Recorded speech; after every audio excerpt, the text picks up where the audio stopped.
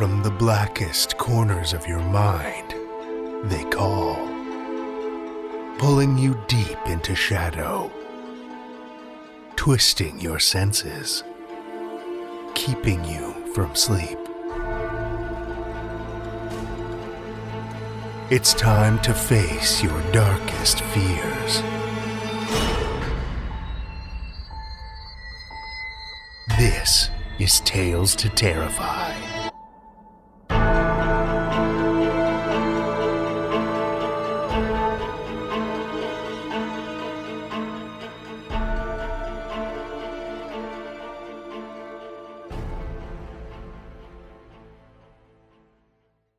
Good evening, children of the night, and welcome to the last episode of 2019. It's been a hell of a year for us here at Tales to Terrify, and really, one hell of a decade for horror in general. It's probably some kind of social commentary on the state of the world, but I feel like looking back at the last 10 years, horror has really come into its own in a big way. Really begun to resonate with people on a wider level, and resulted in some fantastically terrifying tales, too. I was reviewing some of the best of the decade lists for horror movies the other day, and I was actually shocked to see how many memorable modern horrors came out in the last 10 years. Some of which I would have sworn were released much earlier. Even a glance at the current offering of horror movies and TV series on Netflix and other streaming services, compared to a decade ago, I would have never imagined this kind of choice at my fingertips. Literature has had no lack of traction either, and while I feel like bookstores, both online and otherwise, have always had a fairly steady flow of new horror releases streaming in, the quality and variety of titles being released by authors has continued to blossom over the last few years. I don't know about you, but when I'm looking for a new title to dig into, especially as a relatively slow reader, I find it hard to even know where to begin. Maybe not such a bad problem to have, though. One of the things I love most about our genre, though, is the diversity. There aren't many genres that can so seamlessly weave themselves into other types of tales. Ours is a genre that can, and often does, cast its long shadow on just about any story that comes too near. Horror comedy? Yep. Horror drama? You bet. Horror and sci-fi or fantasy? Yes please. Horror romance? You better believe that's a thing. This ability to take on so many faces and forms is one of the reasons I have so much trouble pinning down my own favorites. My own best of list. It's a question I get asked all the time, though. As soon as someone hears I'm part of a horror podcast, the next words out of their mouth are invariably, "What's your favorite horror movie or book?" My answer is usually the same. It depends. Depends on my mood. Depends on the time of year. Depends on the time of day. And just what I feel like in the moment.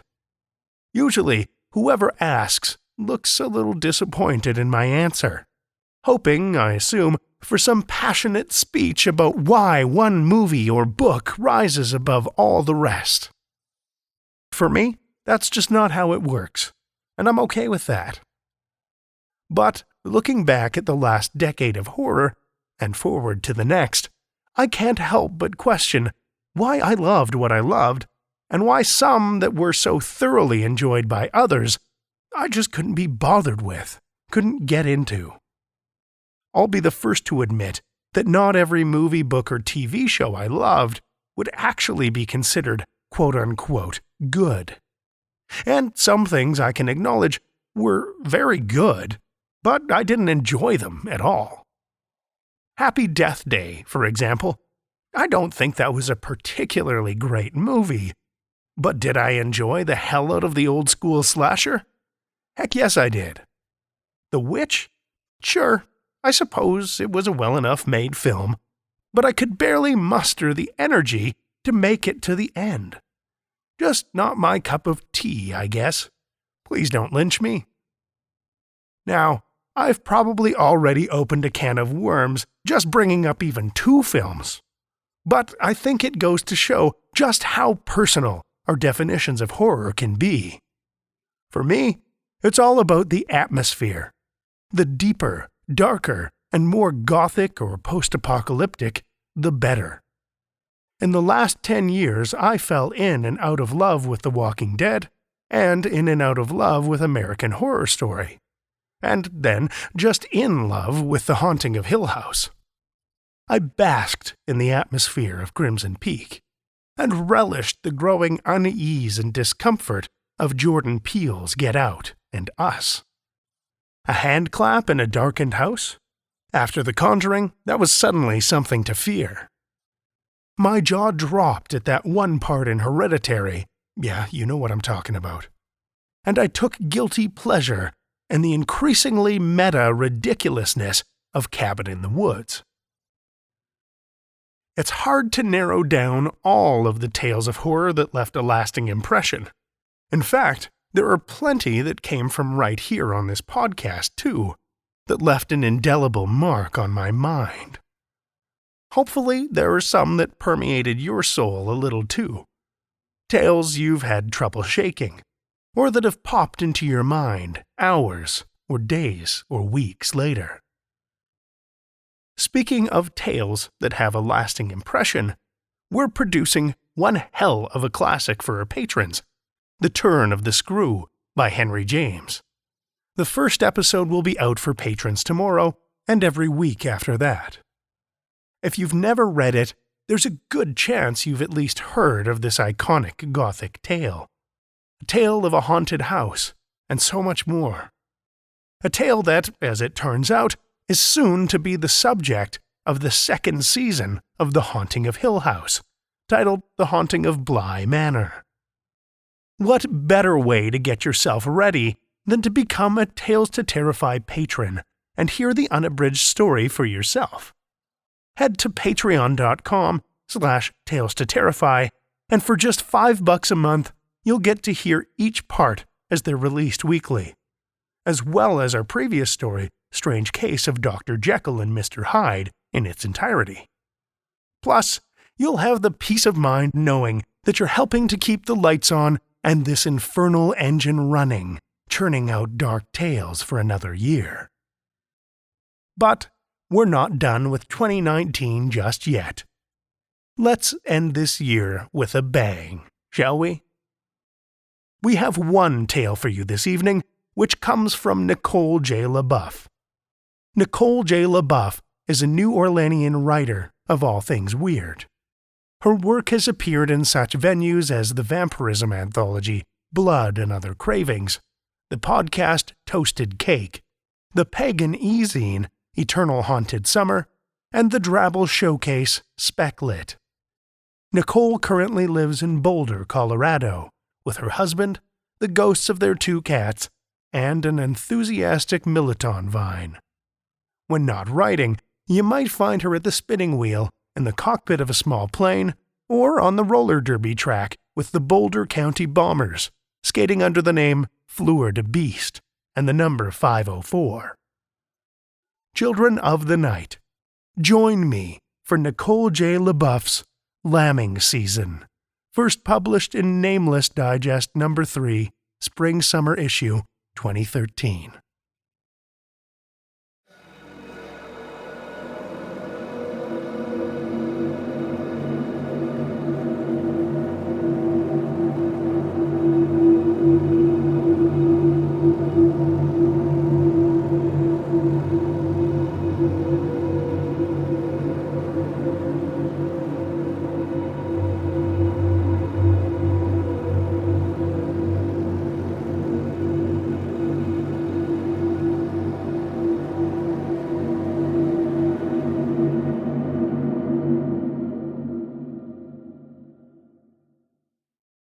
I'm lucky to be here. Things are peaceful. I do good work for Maud, and I'm well cared for. I will never be cold again. I'd so badly needed to escape. Months had passed since I'd last been able to relax. In my mind, I was always on duty, no matter what the clock said. Then my partner went to the hospital on a bullet fired by a 12-year-old girl, and I started suspecting everyone I met of being armed and dangerous. The chief suggested I take off the uniform and badge for a while before I wound up shooting someone for startling me. So I filed a request for a 6-month leave of absence and advertised my apartment on Denver Craigslist under Sublets and Temporary. I found the ad for Maud's farmhouse just a few clicks later. No phone number was provided, just an address in some town I'd never heard of called Shempf. Google Maps helpfully asked whether I'd meant Brighton. It sounded likely. I started driving. 45 minutes later, I was pulling up in front of Maud's place. And 5 months later, here I am, heading back to Maud's after a phone call with the chief. He's sorry to lose me, he says, and he sounds almost suspicious when I tell him why. But I know it's for the best. I'll have to make another call soon, arrange for the transfer of my apartment's lease to the couple subletting it. But that can wait until tomorrow or the next day. Right now, the sheep need me. Maud's farmhouse lies on the outskirts of a sprawl of rural residences east of Brighton and north of Weld County Road 2. It's huge.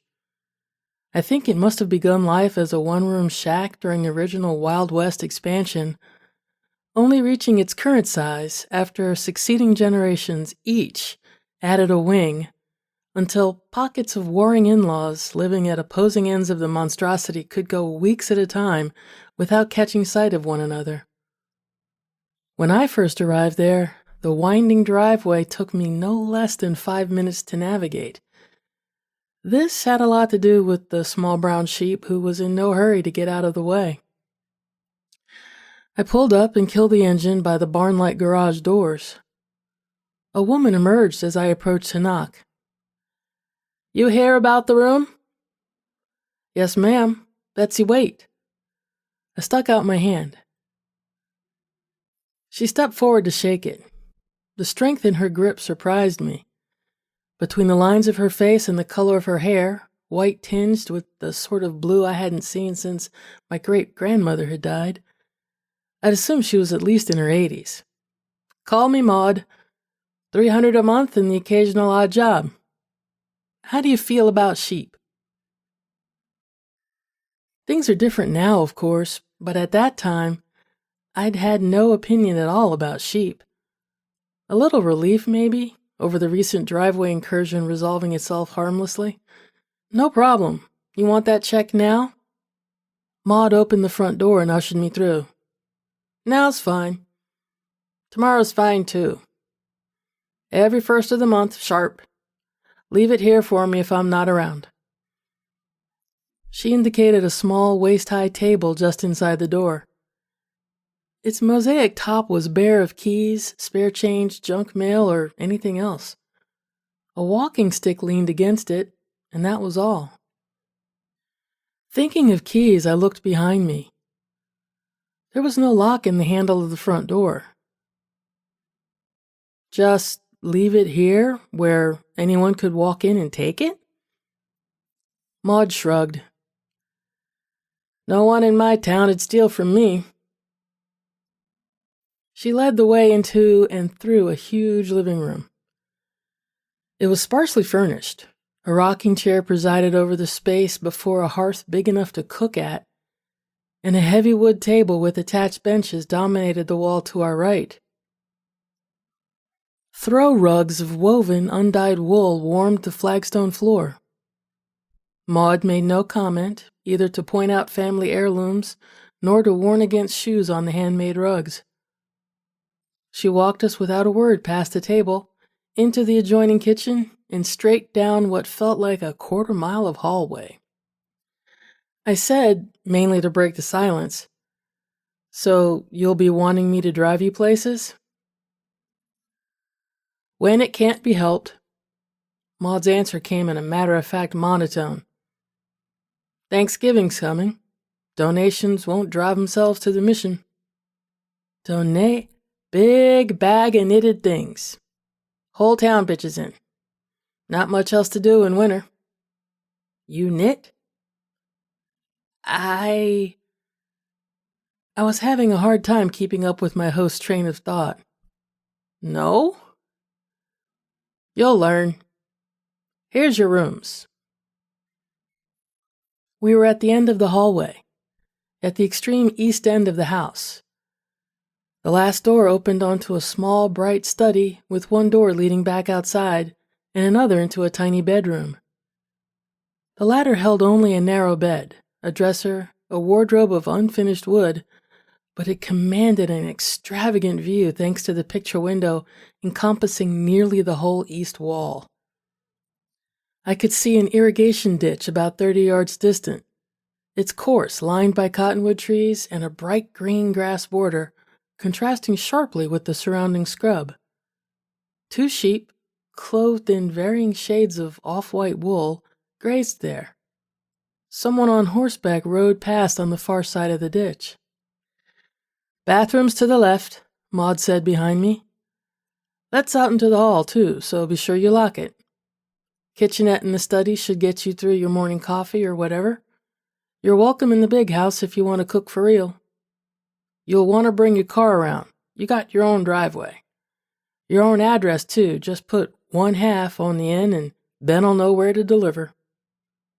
No phone, no internet. That's what Bob's Cafe by the post office is for. Remember, 1st of the month by noon, and I'll let you know when I've got a job for you. Welcome to Shempf.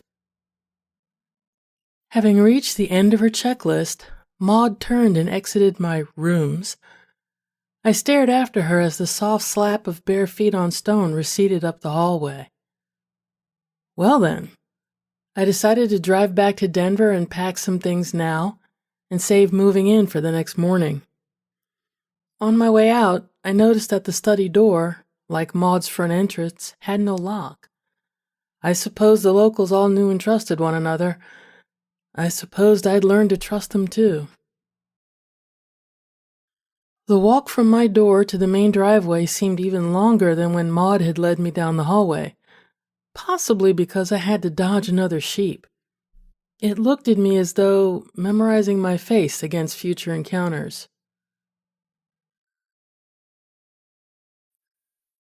Bob's Cafe, as Maud had called it, took up 2 office-sized spaces in the center of Shempf's single retail plaza. When the locals spoke of going into town, they meant here and not, as I'd originally assumed, Brighton proper. From the left of Bob's all the way to the end of the building was the post office. To the right was a tiny video rental. The last suite was empty. A sign on the door labeled it available for scheduling. See Postmaster Ben for details.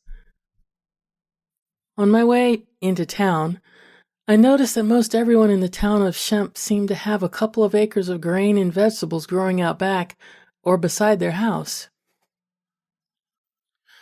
A good handful of these private farmers also raised horses. Horseback seemed the preferred method of getting around town. I saw a few riders that first morning, but no drivers at all, nor even a single parked car. Did they ride into Brighton for supplies, I wondered, or were these backyard gardens indicative of an unusually complete level of self-sufficiency? In addition to horses, I saw the odd cow or two.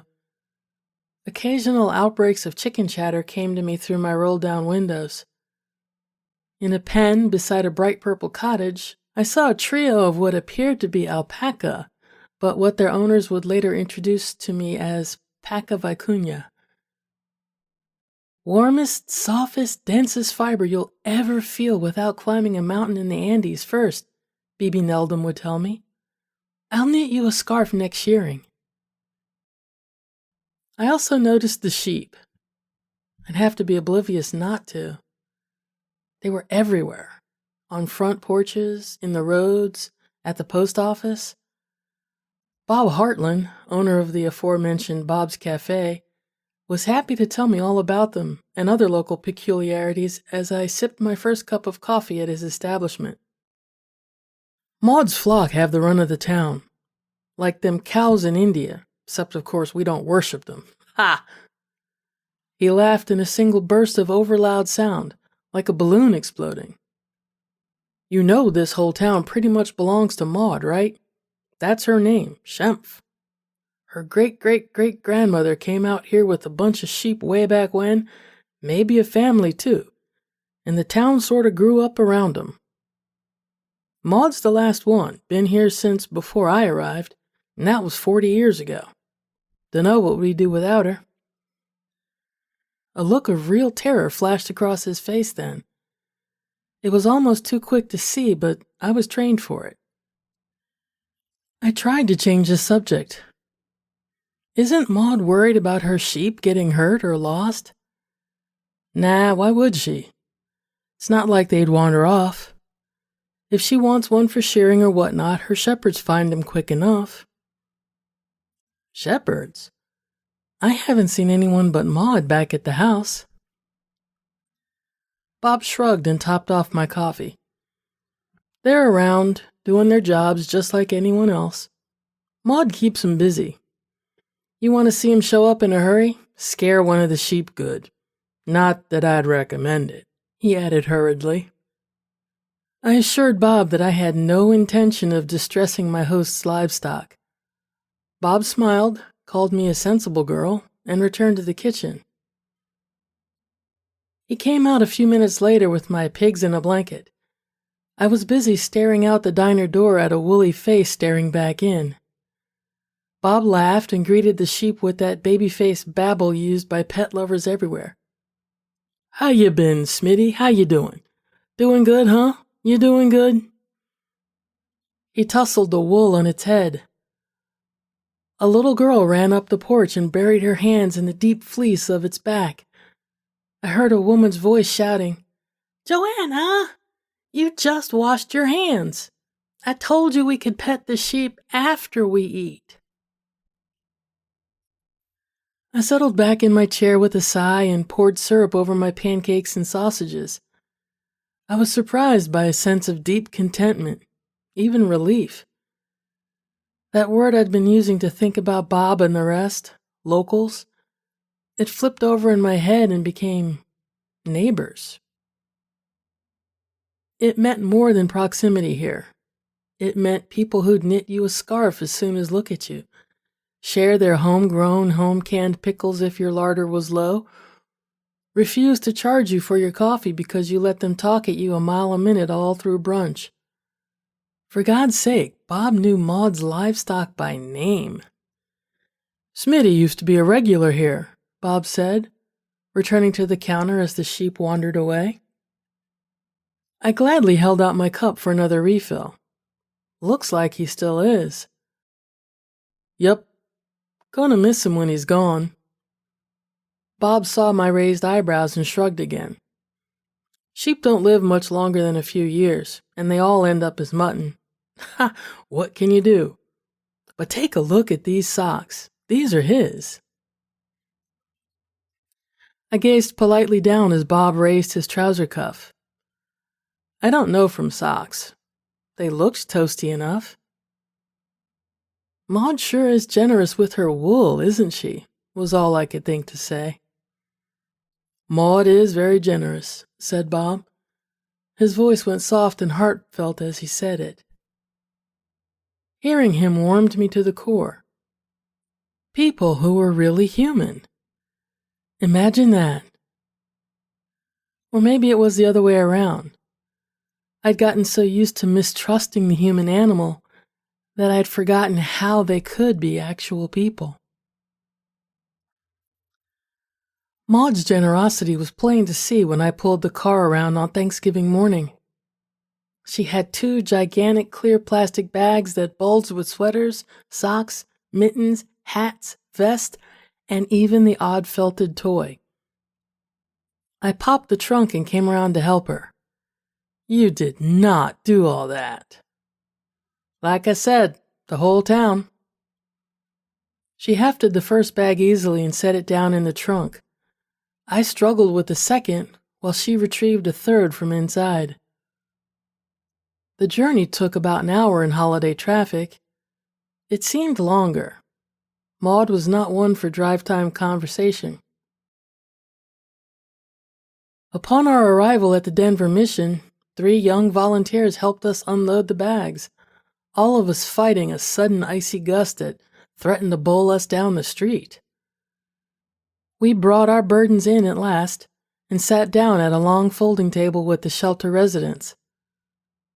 Someone microphoned a prayer at us, and everyone took the Amen as their cue to get in line. Sliced turkey, canned cranberry sauce, and reconstituted mashed potatoes were distributed, assembly line fashion, on the plates. When everyone was done eating, our donation was announced, and another line formed as residents took turns picking out items for themselves. I watched them, feeling warm and full and happy. At each exclamation of delight, I'd glow with as much pride as if I'd helped create the treasured item myself. My neighbors did all this, I thought. Next year, so will I. Then I remembered I'd only planned to stay 6 months. Plenty of time to knit a scarf or 2. The man returning to his seat across from me shrugged into a variegated brown and white sweater that would not have looked out of place in a high-end department store. Whoever had knitted it obviously knew their stuff. Vertical bands of crisscross ridges ran from waist to collar, like vines creeping up a wall. "That's beautiful," I said. "Yes," said the man. "Thank you. I like very much." His English came in fits and starts, but his smile was confident and true. That smile widened like a reward when I responded equally hesitant in Spanish. "Me alegra que te gusta. ¿Cómo te llamas?" "David." He used the English pronunciation rather than the Hispanic David I would have expected. He touched his chest, spreading fingers wide over the soft wool. "David Regalo." "Betsy Waite," I said, imitating the gesture. "Me alegra conocerte." "It is good to meet you also."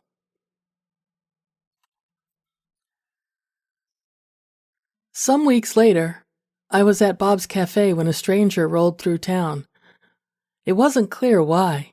Maybe he was on a road trip and got lost. Anyway, he hit one of the sheep.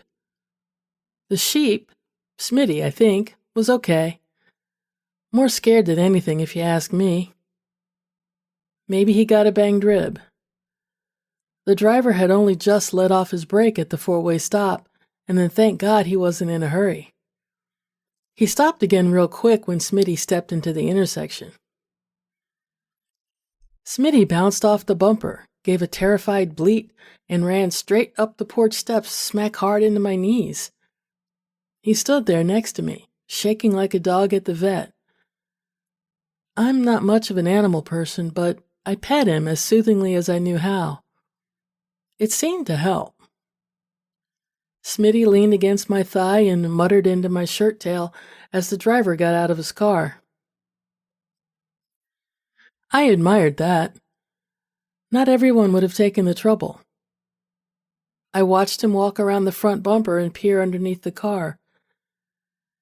Neither of us noticed the small crowd that had gathered until he straightened up, and the first rock hit him in the back.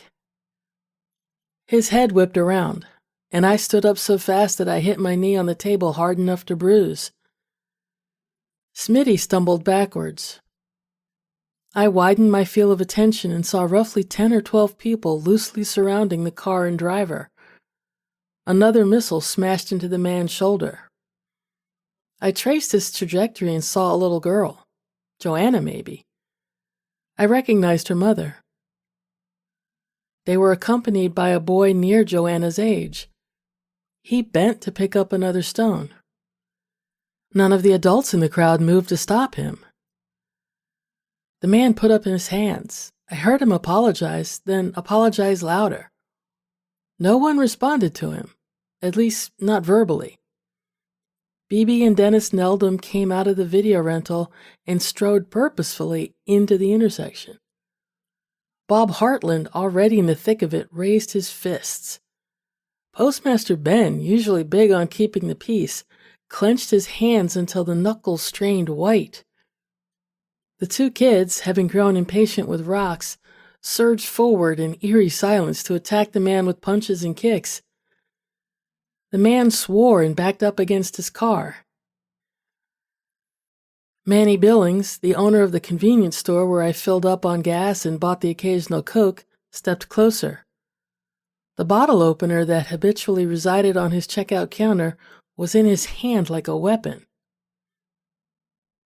And finally, I opened my mouth. Whoa, okay, everybody, calm down. The out-of-towner glanced up at me in the midst of fending off the enraged children. No one else even seemed to hear me, and I was ashamed of the relief that made me feel. I should have been on the situation immediately. God knows this was Police Officer 101 stuff. But the crowd's stares were so icy, so focused, so very expressionless. Predators intent on the hunt. I was terrified of having my neighbors look at me that way. It took my every ounce of effort to try again. Smitty's fine, see? He's fine. He just got scared. Everything's okay. You heard, Betsy. No harm done. At that voice, everyone turned. Even the children stood motionless and gave their undivided attention. Maud was walking up the road, walking stick tapping along the gravel beside her. Y'all stop pestering this man. I'm sure he's sorry. The man nodded desperately. Very sorry, ma'am. Very, very sorry. Bob was the first of them to regain any sort of expression. He ignored the apologetic out-of-towner and said, Is that right, Betsy? Smitty's not hurt? He turned and jogged over to me and the sheep. He bent to reassure the animal. I noticed he was wearing his Smitty wool socks again today. You okay there, fella? You okay? Some people, huh? Some people, echoed BB. She and Dennis sat down at my table. I could use a coffee, Bob. Maud took the fourth chair. It'll be on me, she said. Make it around. Bob stood up from examining Smitty for bruises and fetched the pot. I heard the stranger's car peel out and vroom down the road. Maud turned to me. Could do with a ride home. You got it. I looked around the table, feeling the adrenaline slowly recede. BB and Dennis were chatting pleasantly about the movies they were going to watch together. Ben waved at us as he returned to the post office. He, like the Neldhams, like Manny and even little Joanna, was wearing a wool sweater from the bounty of Maud's flock. I fully expected a renewed case of cop jitters after that, but it's amazing how, when everyone else acts like nothing happened, you just naturally play along. It's not that the incident went entirely without mention. Manny Billings, for instance, over it the next time I topped off my car. Some people, so careless. Who raised that man, I ask you? 1584, please. But his mild disapproval had nothing in common with the cold, inhuman stares of the crowd that day. In the face of such banality, my memory of impending violence simply faded into the abstract, unable to attach itself in my mind to the people who'd been involved. The bruise on my knee turned from blue to yellow-green, then disappeared. I went so far as to try to describe the event in one of my increasingly infrequent letters to the guys back at the station. I preferred writing. It helped preserve the illusion of isolation. A phone call would remind me I was only an hour away. Some tourist scared one of the sheep and got the whole town mad at him, I wrote.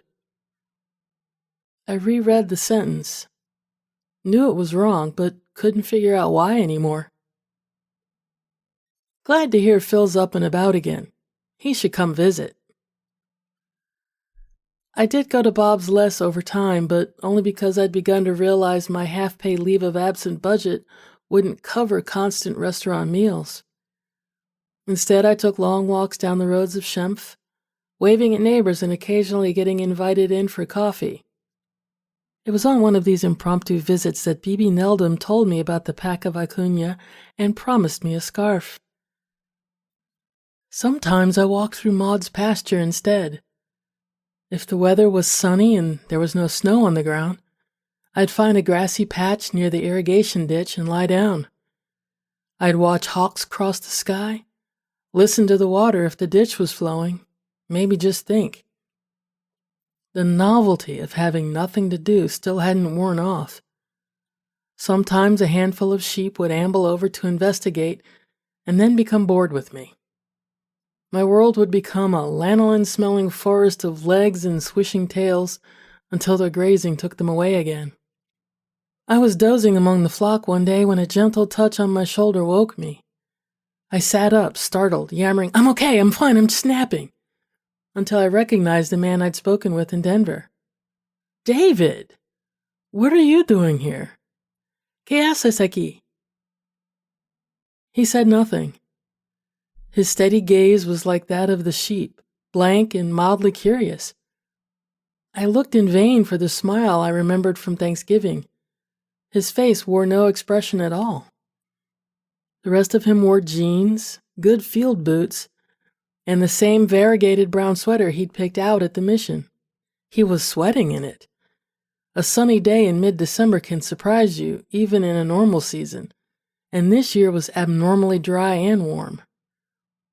I'd briefly stripped down to my t-shirt during my walk. "Hace calor?" I ventured, plucking at David's sleeve. "No quieres quitar ese suéter?"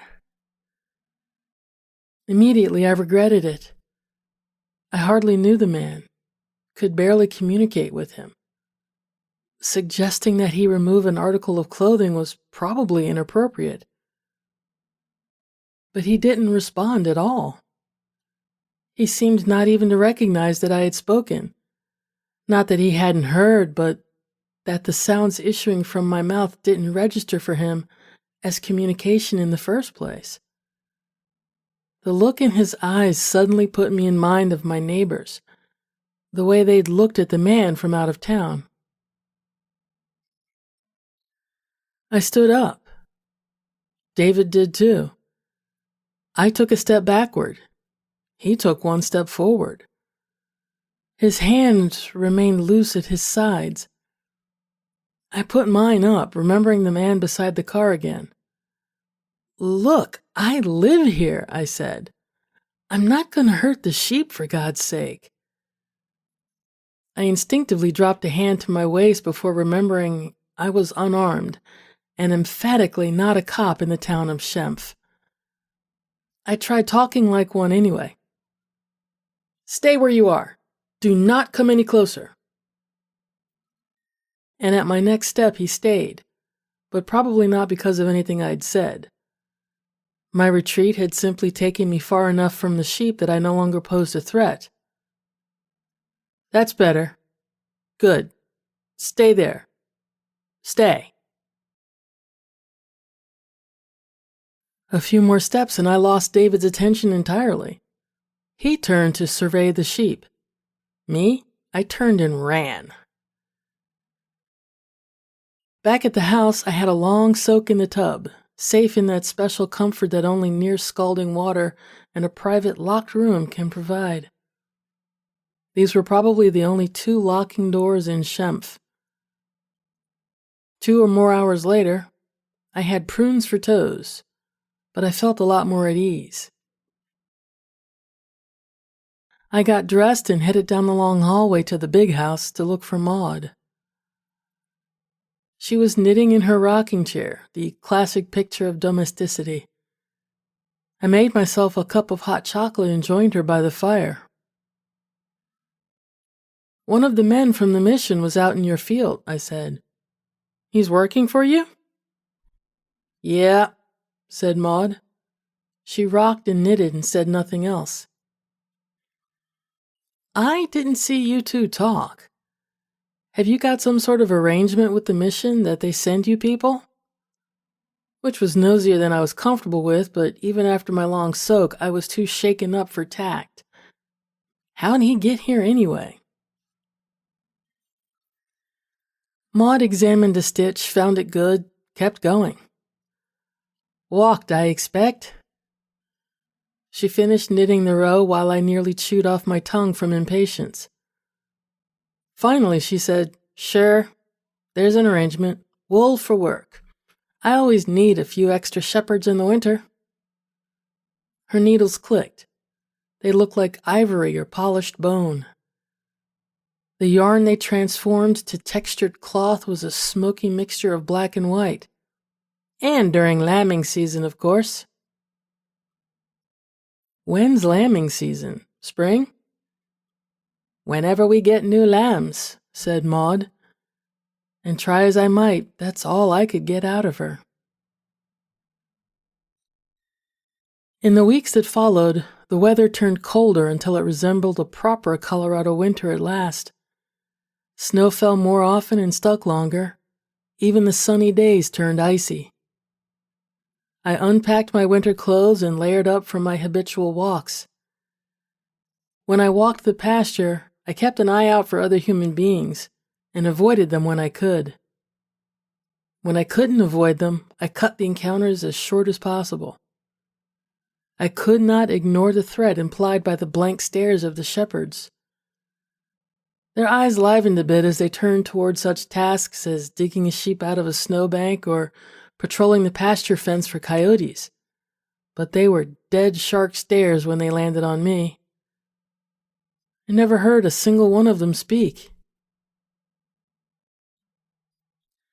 I walked the roads less and less as the snow made them near impassable.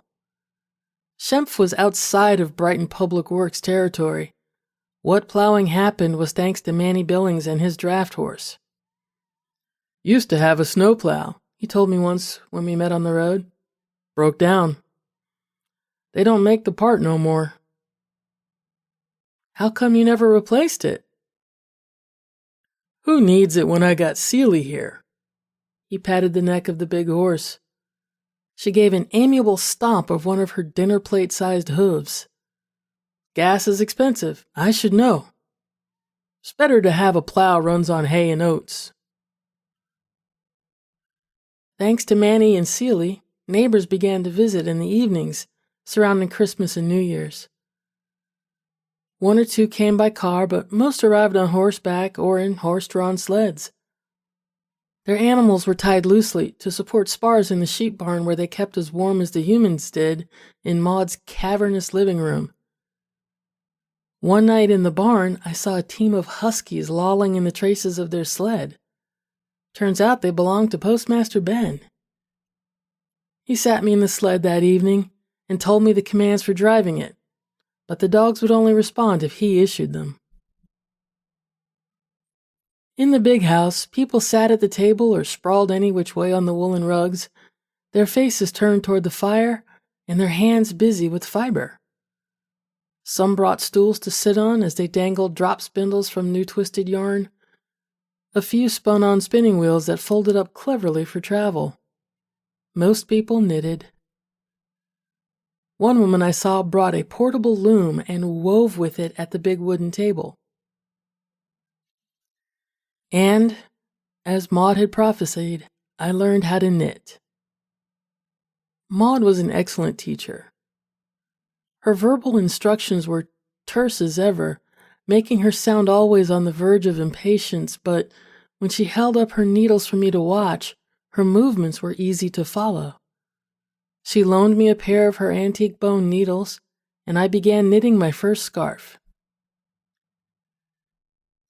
The visitors brought home canned vegetables, potatoes, and turnips from their root cellars, and a stunning variety of squash. They took turns in the kitchen transforming these into soups and stews. Maud contributed mutton to the table and wool for the work. In the companionable warmth of the hearty meals and shared productivity, any last remnants of unease or stress just melted away. My mind became empty of everything except for a running count of my stitches. At times, Maud would say, apparently to the room at large, "More wood's needed," and someone would stand up and head for the back door. Just one person, always. It amazed me the first time I saw it. I remembered my coworkers jumping up 3 at a time, "I'll get it," when the pizza delivery arrived. There'd be good-natured confusion, guffaws, sometimes a race to the door, or a quick flip of rock, scissors, paper. But in Maud's house, a single neighbor simply did what was needed, while the rest continued their work without pause. I hadn't been here long enough to get into the rhythm. When Maud said, "More wood's needed," and no one got up at all, I didn't understand why until she said it again. "More wood's needed, Betsy." Oh, sorry." I sprang up, blushing, and nearly fell over Dennis Neldham's feet in my haste. "Sorry." No one looked up from the yarn to chastise the new kid on the block, but I was mortified nonetheless. I muttered sorry one more time and headed out the door. Neat pyramids of firewood stacked high against the wall, under a protective jut of the roof. I regarded the collection and sighed. The tops of the stacks were well above my head, and for all my detective skills, I couldn't find the first clue as to where the last person had retrieved a log from. I finally settled on climbing up the side of the pyramid nearest the door. It was stupid of me, but the pile looked sturdy enough, and I was too embarrassed to ask for help after having made Maud repeat herself. And everything went just fine until I got 2/3 up the stack, knocked my head sharply on an unexpected rafter, and managed to kick a log loose. The whole shebang came down and took me with it. I guess I'm lucky I wasn't hurt. The bulk of the avalanche rolled out underneath me, and I mostly surfed it down to the yard. By the time I lost my balance and went over backwards, I was already close to the ground anyway. Something soft and warm broke my fall. One of Maud's omnipresent sheep. The damn thing bleated high and scared as I collided with it. We both went over into the snow. It didn't rise immediately. It didn't even move. "Oh God," I thought as I slowly got to my feet. "Don't tell me I broke its neck." Then I heard a gunshot. I didn't realize that's what it was at first. I was too disoriented and my head was throbbing. I saw Maud standing on the back porch and I thought I'd heard the door banging into the wall as she'd come out. But then I followed Maud's eyes and turning, saw David Regolo cocking the rifle and taking aim anew. It was not the first time I'd looked down the barrel of a firearm. I was pretty damn sure it would be my last.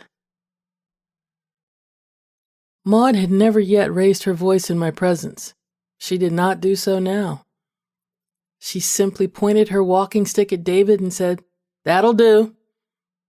And nothing else. Not no, not ceasefire, though those would have made more sense. "That'll do," she said. And in the space of 2 seconds, David Regolo turned into a newborn lamb. The rifle dropped into the snow with a ploomp, vanishing down a 3-inch hole. The lamb stood over it, bleeding lowly. Its short, nubbly fleece was variegated brown. For a moment, it sniffed at the rifle, where the falling snow had already made a good start on burying it. Then it approached the sheep that I had knocked over. "What a waste," said Maud. I thought she meant the fallen sheep, but as David licked its face, it twitched an ear and then rolled up onto its knees. "What a shameful waste," Maud said again. "And me already a few men short." Then she stepped forward to catch me.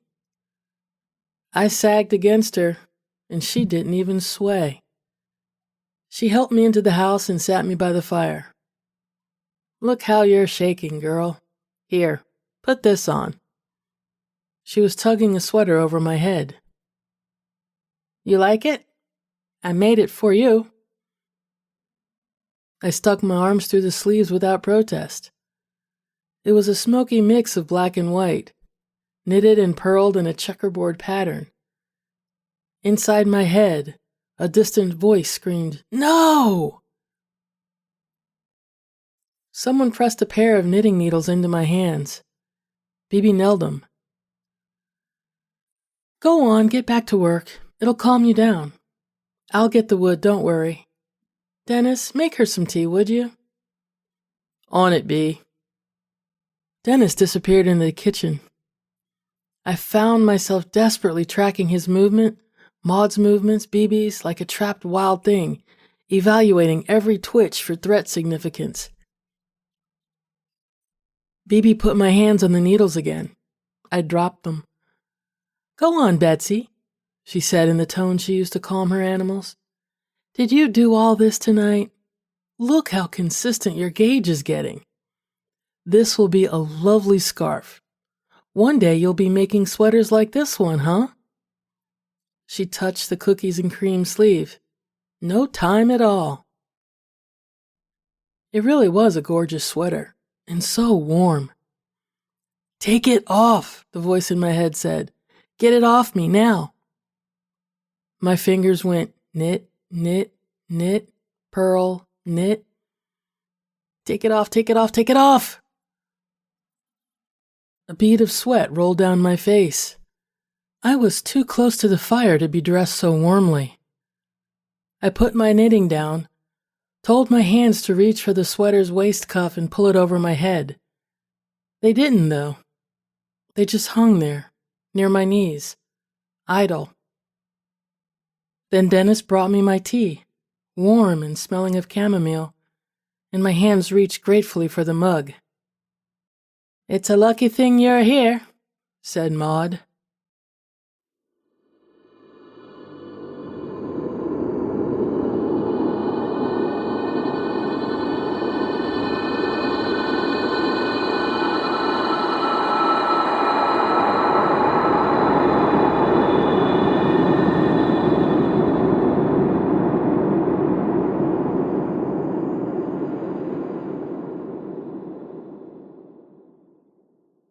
That was Nicole J. LeBoeuf's Lambing Season, as read by Summer Brooks.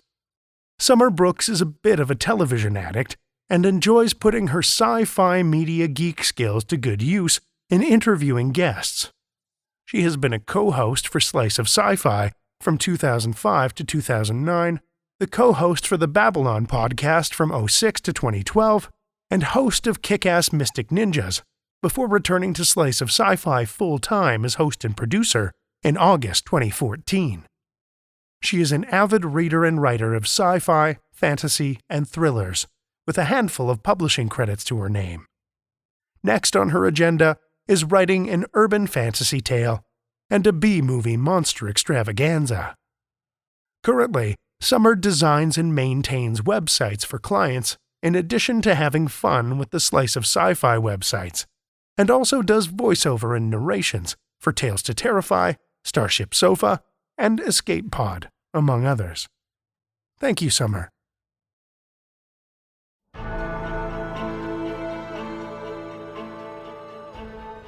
Well, children of the night, the hour is late, and we've run out of tales to tell.